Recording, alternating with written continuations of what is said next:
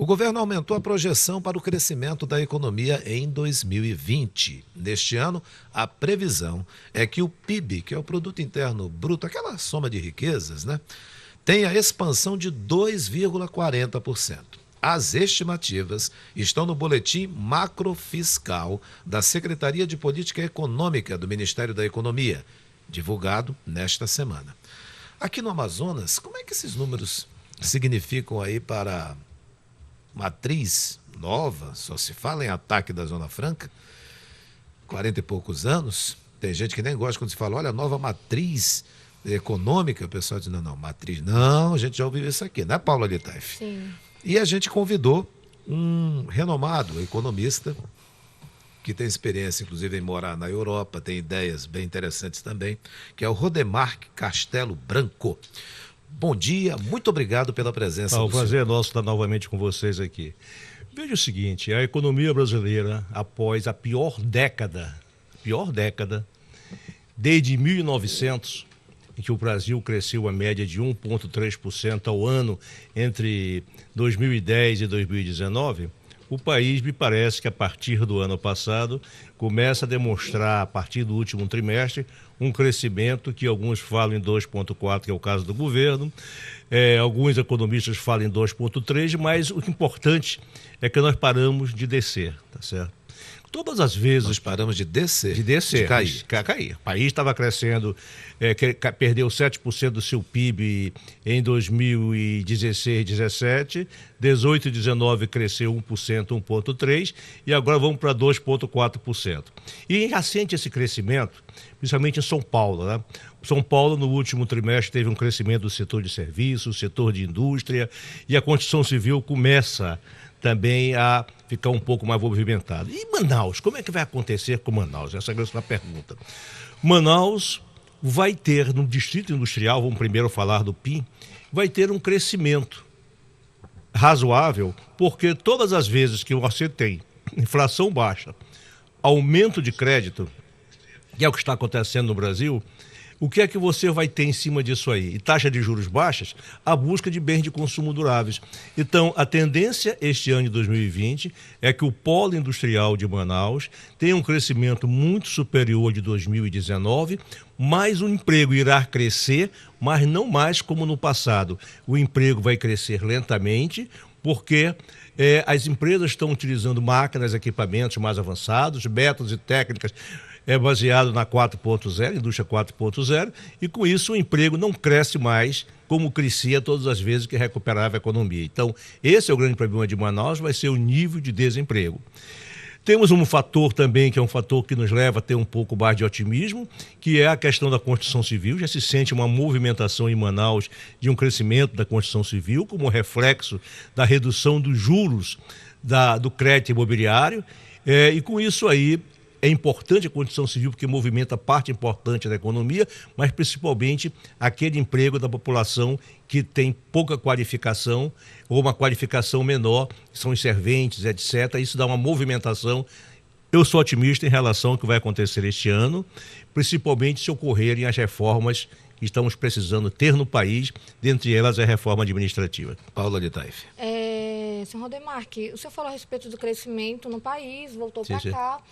O senador Eduardo Braga, quando esteve conosco, ele falou que o crescimento, desenvolvimento, ascensão da economia deve ocorrer principalmente em mercados maduros, né? Como que o senhor poderia explicar para quem nos acompanha? Aí a gente vai falar com o trabalhador que está desempregado, e o senhor falou a respeito do emprego que não cresce junto também. Como ele pode se adequar a isso, uma vez que o nosso mercado não deve ter o mesmo índice de crescimento que São Paulo, né? De que forma ele se adequa a essa nova realidade? Para conseguir um emprego, para manter ou para melhorar de vida? Essa é a questão hoje em todo o mundo, não é só aqui. É a questão do emprego, né? O emprego no Brasil nos últimos 2 anos cresceu. Mas se você pegar os indicadores estatísticos, vai verificar que esse crescimento ocorreu, parte dele muito fortemente, em empregos informais, que são empregos sem carteira assinada. 40% no ano passado no Brasil? E quando você olha assim, empreendedores, então é enorme, porque as pessoas, não tendo emprego, vão à busca de tentar o seu próprio negócio. E parte enorme dessas aí não vão ter condições de ter êxito. Você me pergunta como fazer com isto aí? Eu acho que, primeiro, para a população menos qualificada em termos de trabalho, construção civil é fundamental. Segundo, investimentos públicos. Terceiro, nós temos que fazer um amplo programa de formação de recursos humanos, preparar essa mão de obra para nós termos condições, dentro das empresas, de colocar as novas técnicas de produção e as novas técnicas não só de produção na indústria, mas inclusive no setor de serviços e no setor de comércio.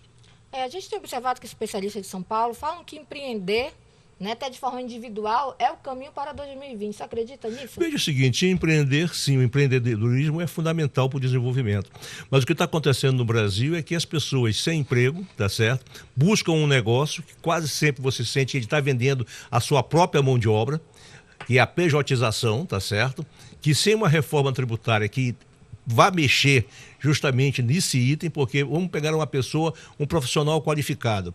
Ele, se tiver uma empresa e ele vender o seu serviço, ele vai pagar menos imposto de renda, vai pagar menos tributos, vamos dizer assim, do que uma pessoa que seja, por exemplo, um engenheiro que esteja dentro de uma empresa. Ganhando o mesmo salário daquele engenheiro, só que tendo uma empresa, vendendo o seu serviço, tirando a nota fiscal todos os meses, ele consegue pagar menos imposto de renda. Então, de uma certa forma, isso é algo que existe no Brasil e a reforma tributária vai ter que discutir não apenas isso, como também os dividendos. Vou dar um exemplo para você. Uma pessoa que seja dono de uma empresa, ele recebe no final do mês ou final do ano uma participação nos lucros. Essa participação nos lucros não recebe imposto de renda. Consequentemente, no Brasil, o imposto de renda, os impostos, na verdade, são regressivos. Se você pega o percentual sobre a renda que pagam as pessoas de menor rendimento, que recebem menor rendimento a cada mês, eles pagam um percentual superior aos 10% mais ricos do país. Então, é outro problema no Brasil, é a questão do crescimento e, ao mesmo tempo, o crescimento. Nós temos que pensar seriamente, discutir seriamente, que é fundamental para o desenvolvimento, a questão da distribuição de renda. O senhor ainda há pouco falou sobre a pejotização, né? Que é pessoa jurídica, enfim, não tem mais aquela situação da CLT tão forte como estava. Muita gente reclama, está perdendo direito, como é que pode? E o senhor morou na Europa. Como é que está essa situação na Europa em termos de trabalho? Lá vamos supor, comparando com a nossa, CLT, ou lá é pejotização? Veja o seguinte, eu morei há muitos anos atrás, né? Mas tenho acompanhado através de jornais e revistas o que está acontecendo no mundo. Quando nós olharmos, por exemplo, vamos pegar o caso da Inglaterra, ou o caso do Reino Unido, melhor dizendo. Quando você pega a saída dele da Europa, quando se analisa onde foi que ocorreram os votos mais fortes para a saída da Reino Unido da União Europeia. O Brexit, né? O Brexit. Onde foi que aconteceu isso? Nas regiões que anteriormente eram grandes centros industriais. Essa grande modificação tecnológica que nós temos que entender é que nós estamos vivendo uma fase talvez muito parecida com o início da Revolução Industrial. Estamos vivendo uma mudança de época, tá certo? Em que as novas tecnologias estão mudando a forma do trabalho e, consequentemente, aquelas regiões que anteriormente eram muito ricas, que dependiam da produção de aço, da produção de determinados produtos industriais, perderam esse mercado para a produção no sudeste da Ásia. E, consequentemente, o que é que nós estamos tendo? Nós estamos tendo uma insatisfação muito forte que politicamente vai influenciar os resultados das eleições. E você pode ver nos Estados Unidos, onde foi que o Trump venceu, principalmente venceu em vários estados, mas teve uma votação maior naqueles estados que estão sentindo que foi anteriormente era um cinturão industrial e hoje não mais o é. É a mesma coisa na Europa e esse é um problema hoje em termos do emprego, é uma questão hoje não apenas local, é uma questão mundial. A reforma trabalhista ela é necessária, a reforma, a consolidação, a lei dos trabalhos do Brasil, parte considerável delas vem ainda do período, tá certo, de Getúlio Vargas, estamos falando da década de 40, num mundo que era um mundo diferente do que hoje e precisamos de uma certa forma adequar o trabalho a essa questão do novo mundo, inclusive a questão do dia de trabalho. É interessante você ver as modificações que ocorrem. Enquanto na China se trabalha, eu estava vendo o dono da Alibaba, o criador, dizendo é importante trabalharmos 12 horas por dia, e se trabalha muito lá, eu conheço ali, e ao mesmo tempo nós temos a Finlândia, a primeira-ministra agora, que assumiu, uma jovem de 33 anos, ela está propondo semanas de 4 dias com apenas 6 horas de trabalho, isso é 24 horas por semana. Então, essas discussões em termos mundiais, tá certo?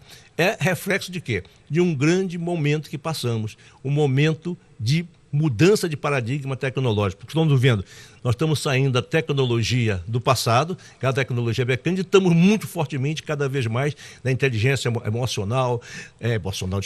inteligência artificial, estamos em cima de novas tecnologias que estão surgindo, que estão transformando o mundo, e o mundo do trabalho entra dentro disso aí, e nós precisamos mudar agora, que é o mundo do ensino, porque o mundo do ensino continua baseado na antiga paradigma, na antiga forma de trabalhar. Primeira ministra da Finlândia, citada pelo nosso entrevistado, é a Sanna Marin. 34 anos de idade, a mais jovem primeira-ministra do mundo. Ok. Você falou inteligência emocional, o trabalhador também tem que ter muita inteligência emocional para lidar aí com toda essa crise ainda de falta de emprego, principalmente. Vamos continuar nessa questão do trabalho, do aumento dos postos de trabalho, que é uma preocupação de muita gente que nos acompanha. Ontem, o governo do presidente Jair Bolsonaro, ele detalhou e publicou o contrato, o tipo de contrato que será feito agora, a partir de agora, com a medida provisória, o chamado verde-amarelo, que flexibiliza aí as leis trabalhistas para que empresários, em tese, possam contratar mais. E, claro, fomentar a economia. O senhor acredita que só essa medida é importante para melhorar a economia? Ou como é que o senhor vê esse contexto? Veja o seguinte, o emprego vai crescer com o aumento do crescimento econômico. Isso é uma realidade. Ninguém vai contratar apenas porque está mais barato contratar. Sim. Tá certo? É muito interessante, você vai a uma loja de departamento hoje, só para dar um exemplo, claro, fugindo aí, qualquer loja de departamento em Manaus ou fora de Manaus, você não encontra mais vendedor, tá certo? Isto é, os supermercados, você já verifica que tem alguma experiência em Manaus em que os caixas estão diminuindo, tá certo? E você vai e faz um autoatendimento. Motorista, cobrador de ônibus, acabou já essa profissão, tá certo? Hoje em dia não havia necessidade. Então, o que acontece? O crescimento, na verdade, essas mudanças prejudicam, o crescimento gera emprego, e essas mudanças, por sua vez, novas, reduzem esse emprego, que chama de destruição criativa, mas novos empregos estão surgindo, só que mais qualificados. Quando se coloca uma medida como essa, eu acho que ela é importante, porque ele coloca principalmente para as pessoas de até 25 anos, se eu não me engano, onde está o maior nível de desemprego. Isso pode fazer com que o emprego informal que seria criado se transforme em emprego formal. Então, eu acho que é interessante a medida adotada pelo governo, tá certo? Como uma forma de incentivar ao patrão, à pessoa que quer montar o negócio, a buscar não o emprego informal, aquela pessoa que vai fazer um serviço, muitas vezes acontece isso, pessoas sem carteira assinada, e possa colocar, porque os encargos sociais serão bem menores do que eles pagam hoje. Você falou a questão do cobrador de ônibus, aí só para a gente voltar um pouco, porque isso deve preocupar aí muitos trabalhadores, que já acabou essa profissão em grande parte do mundo, né? Uhum. E isso acredita que a tendência é que em Manaus também ela possa ser extinta. Como fazer aí esse trabalhador para se adequar a essa nova realidade? Veja o seguinte, já está acabando em alguns lugares do Brasil, por exemplo, em Goiânia não tem mais, tá certo? E outros locais do Brasil está acabando. Porque se você analisar, se quer manter, a população diz, eu quero manter esse emprego, ok. Só que esse emprego significa, vou aproximar mais ou menos, 40 centavos da passagem de ônibus, 50 centavos da passagem de ônibus. Então, quando se mantém esse emprego, que é interessante, nós estamos também tendo para a economia, só que quem está pagando a passagem inteira está pagando 50 centavos a mais para manter esse emprego. Veja o seguinte, essa mudança tecnológica leva à destruição de empregos. Isso nós não podemos deixar de entender isso aí. E essa mudança de emprego aconteceu quando surgiram os trens, os cocheiros das diligências que faziam a entrega de correspondências de produtos por todo o interior dos Estados Unidos, desapareceram. Desapareceu na Inglaterra, desapareceu em todos os países na Revolução do século XIX, quando cresceu o sistema de ferrovias. E esse é um processo normal, tá certo? Algumas profissões vão acabar. Outras profissões, por exemplo, terão facilitadas. O caso médico, por exemplo. Você pega logo as informações de um determinado Você faz uma tomografia, aquela tomografia, o médico detecta um problema, vamos imaginar uma possibilidade de um câncer, ele pega aquilo ali, coloca aquelas características dentro de um grande computador, esse computador faz a relação com milhões de outros casos parecidos e pode dar um diagnóstico que vai ajudar o médico. Então, a mesma coisa, o advogado, tá certo? Vai começar a utilizar cada vez mais a inteligência artificial. Então, o que eu quero dizer é o seguinte, nós estamos vivendo um outro mundo. Imagine o que era o mundo quando não tinha energia elétrica e quando surgiu a energia elétrica. Então, esse é o mundo que nós que estamos vivendo não estamos sentindo tanto.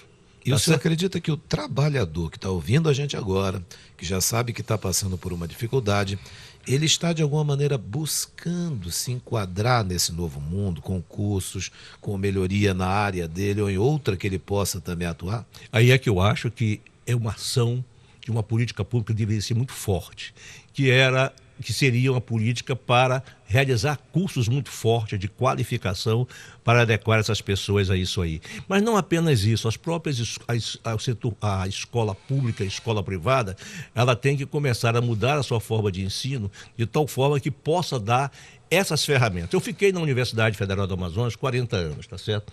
Eu lhe digo o seguinte, eu dava aula na área de economia. As matérias de economia têm que sofrer, não é aqui em Manaus, no mundo todo, e já está ocorrendo isso nos países mais avançados, mudanças, porque outros fatores passaram a influenciar, tá certo, no estudo da economia. Entre outras coisas que há 40 anos não se pensava, o meu caso da psicologia, tá certo? Inclusive já tem prêmio Nobel de economia baseado, tá certo, numa economia que tem muito base no comportamento do consumidor, isto é um novo mundo que está surgindo. E nós temos que entender, puxando um pouco para nós aqui, ano passado, não é mudando a conversa de um lado para o outro, mas de uma certa forma, puxando para dentro dessa discussão, a questão da Amazônia. Tivemos um grande debate ano passado sobre a Amazônia. Nós temos que entender que nós temos uma pérola nas mãos que se chama Amazônia. Significa floresta em pé. O nosso desenvolvimento não está baseado em derrubar floresta. Nosso desenvolvimento está em pensar como chegar ao desenvolvimento baseado nas novas tecnologias inovadoras, com base em quê? Com base no aproveitamento do banco genético que nós temos. Então não precisamos derrubar a floresta. Por exemplo, você derrubar a floresta para ter gado, criar gado. Isso é a maior imbecilidade que existe. Porque, primeiro, a carne não vai ter preço no mercado internacional porque vem na Amazônia. Segundo, para gado ou soja não vai ter mercado. Segundo, você consegue, com 3% da área ocupada para criar gado, para tirar uma tonelada de carne, você em 3% da área que o gado utiliza, você consegue fazer isso com peixe. Você consegue ter outros produtos, como, por exemplo, é o caso do nosso açaí, que tem hoje uma demanda maior do que a oferta. Isto é, eu quero dizer o seguinte, as novas tecnologias, entre elas a biotecnologia, tá certo? Vai gerar uma forte bioeconomia e dentro essa é a oportunidade que nós temos. E quando você fala em emprego, eu digo o seguinte, a demanda por novas profissões no futuro, ou bem próximo desse futuro, vai ser em cima dessas novas áreas que estão surgindo, que são bem diferentes da que hoje nós temos. Você entendeu? Sim. Nós temos, o jovem principalmente, tem que esquecer. Eu quero ser advogado, quero ser economista, Isto é, essas profissões continuarão a ter mercado, mas outras profissões estão dando oportunidades cada vez maiores de ter rendimento melhor. Quais, por exemplo? Vamos pegar o exemplo, a pessoa que tiver hoje, vamos pegar um engenheiro de software. Ele não está desempregado em nenhum lugar do Brasil. Um bom engenheiro de software não está desempregado em nenhum lugar do Brasil. Tá certo? Basta você ver as startups. Pegue Manaus e veja quantas startups tem hoje em Manaus. Nós temos um polo. Por quê? A startup, essa questão digital tem uma coisa importante. Olha só. Eu produzo um produto no Amazonas. Quero colocá-lo, um exemplo, na Rússia. É complicado, eu tenho que pensar, custo de transporte.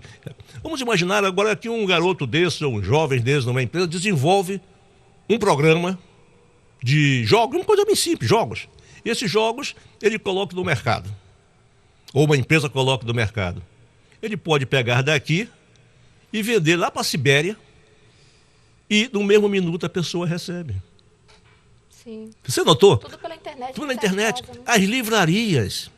Não é aqui, não, é do mundo todo. Estão tendo uma enorme queda do nível de atividade, porque os livros são vendidos através da internet e chegam em 3, 4 dias. Em alguns lugares chega no mesmo dia. Ninguém mais está com prazer de ir na livraria, às vezes não tem nem tempo para ir na livraria. Exatamente, aí você vê. Livraria, aí você vai adiante. Roupa. Você imaginou? Muitas vezes você chega numa loja e chega lá e quer vestir uma roupa, aí a roupa não deu em você. Você está gordinho, né? Não coube. Tem que afrouxar. Já tem hoje no resto do mundo, em alguns locais do mundo, você chega, calças leves, por exemplo, o cara vai, através de um sistema, de um programa, ele coloca suas medidas e manda deixar na sua casa no dia seguinte, 2 dias, dependendo da locação que você tiver o seu produto. Sim. E pode trocar depois. Os drones estão levando já em Los Angeles. Já desempregou aí a costureira. Os drones, por exemplo, em Los Angeles, estão fazendo uma experiência, eu li no jornal Folha de São Paulo, na qual você pede um fast food, pede uma comida, e nos locais mais distantes o drone vai levar. Então, um novo mundo surgindo aí. E esse novo mundo exige uma nova escola, um novo serviço público, e o Brasil não pode continuar com esse Estado gigante. O Brasil tem que abrir a sua economia, o Brasil tem que fazer uma reforma administrativa e o Brasil tem que dar uma paulada nessas corporações que dominam o setor público, com salários elevados, impedindo que recursos que são hoje destinados ao pagamento, 80% dos gastos do governo federal é com pessoal e previdência, possam ser menores para destinar maior recursos a um fator fundamental que esse país tem que superar, é a miséria. Eu espero que, Patrick, que o que o presidente Jair Bolsonaro falou, que jornalista está em extinção, eu espero que ele não esteja certo disso. Não está certo não, até porque está havendo uma mudança. As pessoas estão deixando de olhar no jornal e estão surgindo para os blogs, para outras coisas. Ou então WhatsApp, Facebook, né? Muitas vezes até a pessoa, o cidadão comum que não precisa ter uma faculdade, se ele vê um acidente de carro, por exemplo, ele consegue relatar no Facebook dele melhor do que muitos jornalistas. E a gente precisa reconhecer. Agora, senhor Rodemarque, eu queria voltar um pouquinho aí para a reforma tributária, que a gente quer explorar um pouquinho, acho que 6 minutos ainda dá um tempinho para falar. A gente sabe que não só afeta empregos, mas também um comprometimento da nossa Zona Franca, do nosso principal modelo econômico, também com certeza aí prejudicaria pelo menos 60% da receita do Estado, pelo menos é o que os especialistas falam, em torno disso. Como ficar no meio termo nessa reforma para que não só o Brasil, né, que aí é um pensamento do ministro da Economia, mas também, principalmente, o Amazonas não perca tanto. Como se encontrar esse meio termo? A gente sabe que ainda não existe aí um projeto de lei do governo federal, existe do Congresso. Isso, exatamente. Veja o seguinte, eu acho que essa é a grande preocupação nossa. Como colocar a Zona Franca de Manaus, com seus incentivos, dentro desse novo modelo, tá certo? Pense o seguinte, vamos imaginar que de um momento para o outro, a Zona Franca de Manaus, o governo acabasse com os incentivos. Nós teríamos aqui uma crise muitas vezes superior à crise que ocorreu no período da borracha. Eu não acredito que nenhum governo vá pensar em acabar a Zona Franca de Manaus, tá certo? Para criar um desastre desse. Primeiro fator. Segundo, me parece que você pode manter, e está havendo um grupo sob a coordenação da Secretaria de Fazenda e Planejamento, que está discutindo isso aí. Eu não tenho nenhuma dúvida que nós temos como nos integrarmos nessa reforma tributária. Vai me perguntar como? Eu acho que nós temos, primeiro, vai ser muito difícil mexer no ICMS. Eu acredito que vamos ter uma reforma tributária no governo federal, tá IPI, certo? Né, IPI, PIS, COFINS, isso ele vai fazer. Eu acho muito difícil acontecer no ICMS, porque os estados não querem perder a certa arrecadação. O que pode acontecer, em vez de nós termos 26, 27 legislações, nós temos uma legislação mais simplificada, como não acredito que as prefeituras aceitem colocar dentro da reforma tributária o ISS, que o ISS é um imposto que tende a crescer em proporções a cada ano mais do que o ISS, com crescimento de serviços. Então a reforma tributária não é essa que está no Congresso Nacional. E dentro disso nós temos como nos integrar. Existe, inclusive, propostas da Secretaria de Fazendas, fizeram uma proposta de reforma tributária na qual eles preservam a Zona Franca de Manaus. Agora, é ser uma luta, tá certo, que nós temos que ter. Acho que uma luta mais política do que exatamente, técnica, né? Porque, veja o seguinte, para o Brasil, vamos pensar agora com o Brasil, se alguma coisa diferencia o Brasil de outras nações, se chama Amazônia. E para a preservação da Amazônia, para você ter um modelo de desenvolvimento sem gerar e manter em pé a floresta, esse modelo Zona Franca de Manaus é um modelo com todas as suas deficiências que ele possa ter, todas as suas falhas, com todas as suas virtudes, ele deu resultado dessa forma. Então, acho que isso nós temos que trabalhar para preservar isso aí. A reforma tributária, eu acho que o que vai ser importante vai ser a simplificação. Nós não podemos continuar a ser um país com tanta burocracia, com tantas 2.000 horas ano, uma média empresa perde fazendo processo burocrático. Às vezes não é nem um tributo em si, são os acessórios que são criados, que vai levando a você ter que contratar pessoal e tendo que ter muito mais esforço para trabalhar na parte de imposto. Eu acho que o fator fundamental dessa nova reforma tributária deve ser, além do pacto, que a gente chama pacto federativo, fazer com que não perca a arrecadação dos estados e municípios, pelo contrário, os municípios sejam fortalecidos. Uma coisa fundamental, hoje ela é regressiva, nós temos que fazer uma reforma tributária que permita maior volume de pagamento de impostos daqueles 1% mais ricos do país. Esse 1% mais rico do país são responsáveis por cerca de 23% de toda a renda do país. Rodemark Castelo Branco. Notamos aqui o teu otimismo com o Brasil, teu otimismo daqui para frente. Isso é importante, até porque a experiência que o senhor tem é uma experiência que contagia também a gente na aula, que o senhor acaba nos dando. A gente espera contar com o senhor novamente em outras oportunidades para falar de outros assuntos também. O nosso tempo está terminando aqui. Como, por exemplo, se a gente passou, né, Paulo Litaife, a gente que eu falo estado do Amazonas, muito tempo deitadão, assim, naquele berço esplêndido, por conta da Zona Franca, e agora, quando você fala em novas matrizes econômicas, a gente corre para um lado, corre para o outro, tem ideias, muitos têm ideias, mas como operacionalizar? Podemos discutir numa outra vez, podemos discutir numa outra vez. Conversar isso na próxima vez. Será um prazer. Tá combinado? Tá combinado.